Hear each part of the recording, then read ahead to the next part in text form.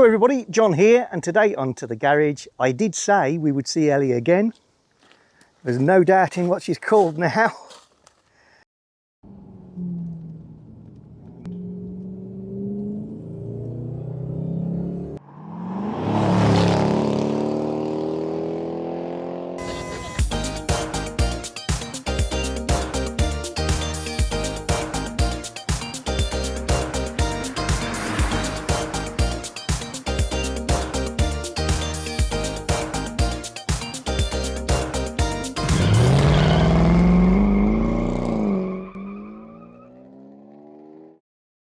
So for those who are not regulars to the channel, I part exchanged my Nissan Elgrand with a company called Easycamper in Mablethorpe, and Simon, the proprietor, hello there, promised to give me a call when it was completed, and here we are today having a look at how Ellie has been transformed.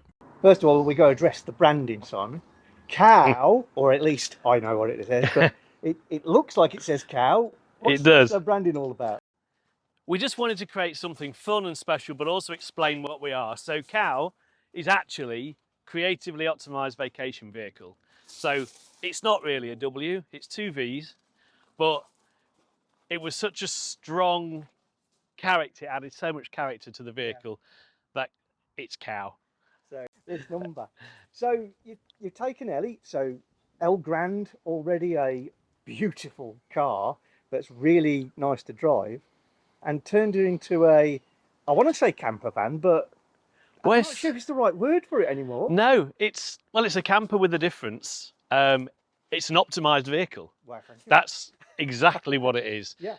But what a wonderful vehicle to start with. They drive fantastic, the interiors are luxurious, the technology's everything that you need it to be, and they just lend themselves to be created into something interesting. I think the biggest trick you've pulled off with this idea is you've got a luxurious car, and then you've not had to mess around with too much of the bits that already made it luxurious. You've kept absolutely most of those features. Yes, yeah, we've done some subtle things inside that at the time weren't very subtle, but now we put it all back together.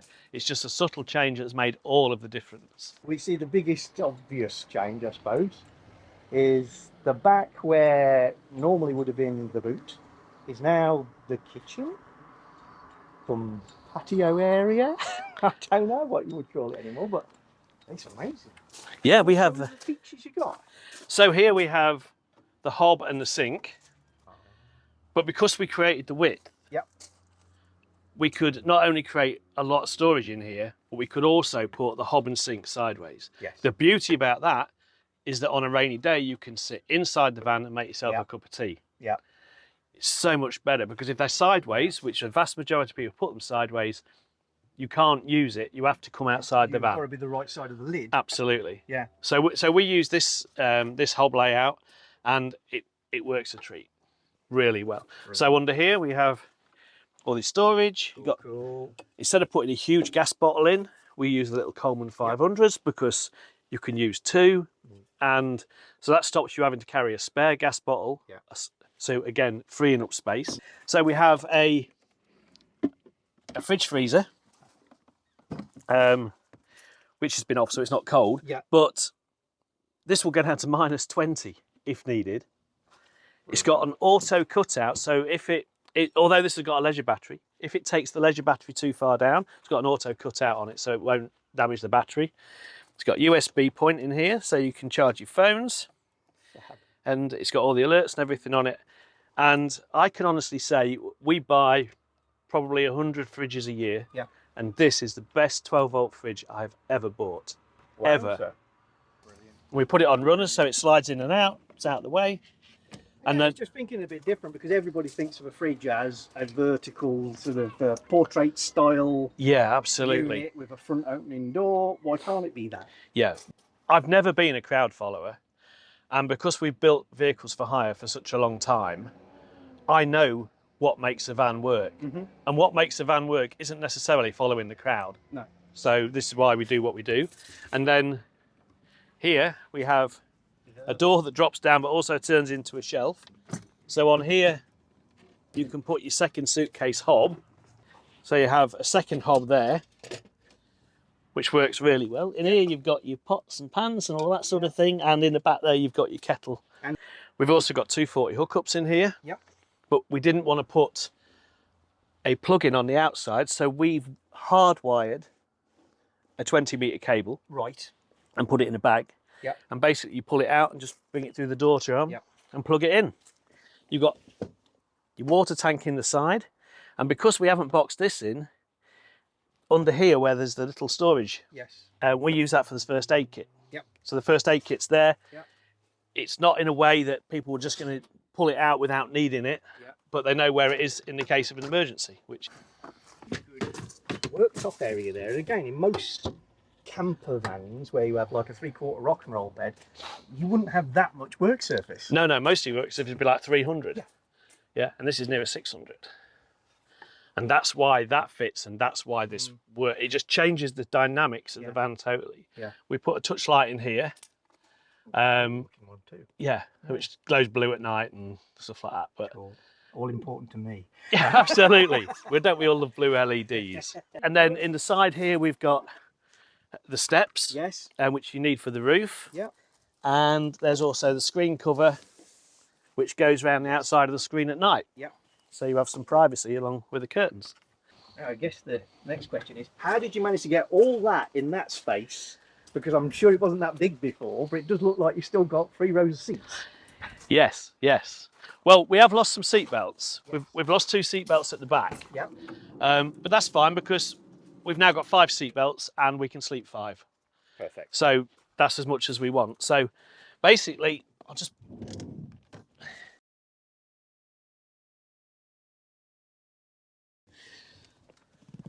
So clever. Because then you have a headboard and a pillow. But if you take a picture inside, then you can see what we've done. Yes. These are the drop-down seats that come with the Elgrand. And what we did, we stripped them down, we removed the backs off them, and then reupholstered them so that they're still part of the vehicle in the original upholstery, but they form part of the bed. Yep. They also form the rear sofa when these are spun round. So at night, you can sit 5 people in here and have a conversation or have a movie night. Yeah. The backs of the seats we stripped down, and we had some fabric left. As a cushion. So we made them into cushions. The backrests, no doubt. Yeah, absolutely. And this, because there was a hole in the back of this for the headrests of those. Yes. This is the seat belts that we stripped out. That's already my favourite bit. So we got a colour match. Oh, that is superb.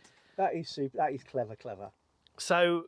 And I know cow cushions. Absolutely, well, they have to fundamentally bovine. When you're camping, what happens if you're cold at night? Obviously, you can't put diesel heaters in these because they're petrol. Yes. So in the back here, we have got a really nice little ceramic heater, which is thermostatically controlled. Yes. And if you're in bed at night, yeah, you just plug it into the mains, set the temperature you want, and sit it on the work surface. It's not like you've not got enough work surface to do that, is it? It's a completely silent, safe way of heating the van. Brilliant. And it doesn't need to be any more complicated than that. And downstairs just works fantastic. The people who've rented her out have had a whale of a time, which is all good. But of course, the piece de resistance is the penthouse. And it's literally called the penthouse. I'm feeling like some sort of demonstration's got to happen now. Oh, it's got to happen. So just before we shut the back down, we need to get these little steps out. So you can reach what you're doing, no doubt. Yeah, well, I wasn't gifted in the height department, so there we go. Again, the Elgrand's even got built-in steps, so it's not difficult. These are on Velcro straps, and they've got push clips. So just like a normal luggage strap.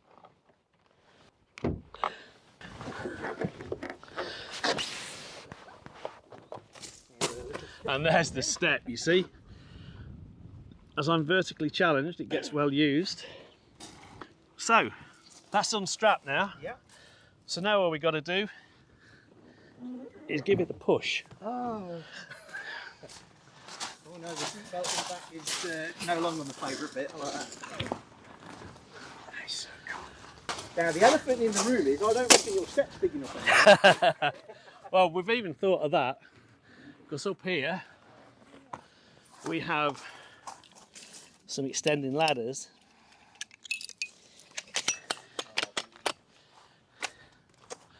Which we hook on there like that. There. But there's still more to come, because we've thought of everything. See, what do you want when you go camping? Ooh, how about a camp chair? Yay! And of course, you're never going to be alone, so you might want a second one. And where are you going to stand your wine glass? Oh my life. It is like a magician's hat. It is. 2 separate bedrooms. This will take 3 kids or 2 adults. Simon is. And there he is. Yeah, absolutely. How about this for a viewing platform at a festival or? This is amazing. Right, I've got to climb a little ladder to have a little look. And wow. It's kind of like being in a more roomy pop-top on your average camper. Absolutely, yeah. Because you don't have the wedge of cheese. No, you just have more space. We have storage here. Pockets. Yeah. Fly screens, which come down and zip in. Oh, this is amazing. And I know. And it's 6'2" long. 10-year-old me would never come out of this. No, the kids are up here. So what other camper van anywhere can you have privacy downstairs with your missus, where the kids are up here in the other amusing themselves in the penthouse? So yeah, we all love Ellie. Me and Joe love Ellie. Chuck on Ellie. Something entirely different. I love that. You're following Ellie. Yes. I take it you're going to be like Eddie Stobart and there's going to be a fleet of them. Absolutely. Take a pick and win a trip. Ooh. So if you see us around, or any of our vans around, do that. Take a picture. Do Facebook #CowCampers. Keep on moving. As the song goes. The best thing about this conversion for me is it's still got everything about the Elgrand that makes the Elgrand great. The amazingly comfortable flexible seating, the space age interior and dashboard, the amazing drive, and up front the only really obvious mod is this little sticker, Simon. Yes, well, I've had people drive off with pop tops up, and so yeah, I don't know if that'll make any difference, but I've done my bit. You've minimised risk for everybody. Absolutely. So the plan going forward is that the brand's going to be franchised. Yep. And we hope to franchise into farmers, because farmers have yards and cows, and we're going to want them all over the country for different pickup points. Yep. And so we've got a very exciting project that we're looking forward to bringing through. I mean, we convert everything from Ford Customs to Volkswagens to Boxers and Citroen Relays and everything in between. And I can honestly say that this is the nicest vehicle to drive out of any of them. Yeah. Yeah. They're built with such intelligence. Just lovely vehicles. I wouldn't put any of you lot off buying one of these. I know a few people said, oh look, he had it for 6 months and moved it on. I've told you the reasons. Very specific. I would have one of those again in a heartbeat if my circumstances were changed. You know, I'm into big Jags, and I think that is a beautiful, beautiful ride.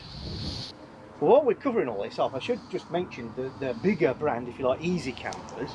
I know quite a few people who watch our channel are also into campers, because we've had T1s and T25s and T4s and now a T5 on the channel, and bigger motorhomes. So, in terms of Easycampers, are you always converting vans to sell, or are people bringing you vans to convert? What's the sort of model? Well, the model is in a state of flux at all times. So it's a real challenge to be in business at the moment, as everybody knows. We're currently building more for ourselves to sell than we are converting for other people. For lots of reasons. It's just people are afraid of spending money on you know, with all of the uncertainties that's coming. I understand that. And we tend to build camper vans because camper vans are replacing private cars.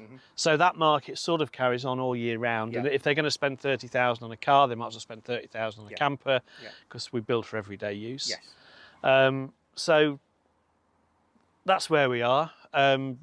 We're building 2 Ford Customs at the moment, and we're building a stunning long wheelbase high top 4Motion Volkswagen, Ooh. which is in the workshop. So Ooh. if you want to, Don't listen, Alfie. I might have to look. yes, So practically anything, and obviously a lot of folk are very interested in Volkswagens, and if they're into Volkswagens, nothing else will do. yes. As a converter, I've got a good question for you. If somebody was going to say, I'm going to go out, Simon, I'm going to buy a van, bring it to you to do a mod, is there any model of transporter where you'd say, ooh, don't, because expensive to convert, because a nightmare in any other way, or all much of a muchness? What's your advice? They're all much of a muchness. The Highline is obviously the model, especially the modern Highlines, like 16 onwards. Yeah. You just get the creature comforts. More toys. Yes, you get more toys, and that as you go further down the road will probably give you a bit more price stability. But you are paying a significant premium for those at the moment. In general, I try to, if I'm buying a Volkswagen to convert and to sell, I try to buy one with aircon. But again, even that market is getting really difficult to buy. Yeah. And so even aircon has dropped off the priority list for people. People like the T6s because of the slightly modern dashboard. But the T5 Classics have got their own market. If someone's got a classic T5, I would not recommend that they did a facelift on them. Really? Okay. Because the T5 Classics they're becoming a classic in their own right because of the scale of the market. Yeah. So the T5 as a standalone classic vehicle is the one that's going to keep its value. Yes. If you put a facelift on it, it isn't what it was. Yes. And it will, in my opinion, it will weaken its value as you go further on. Yeah. And we actually have people now coming to us with facelifts on, asking us to de-facelift them Go back and to to go the back original. to the original. Wow. Yeah, because the T5s have become an early classic. Yeah. Yeah. It's never happened before, but it's just the speed of the market is made because they're an older, they've just made them a classic. Yeah. So that would be my top tip. If you've got a T5, love it for what it is and don't put a facelift on it. Good thing. I like both. They've both got benefits. The nice thing about barn doors is you can put storage on the back, and in a small van that's really useful. With a tailgate, so you've got a benefit because it gives you a bit of shelter in the weather. But realistically, do you use it in weather? You know, it's a benefit that might not be a benefit. I think personally, I think the benefit of the actual storage on the barn doors outweighs the benefit of a tailgate. Yeah.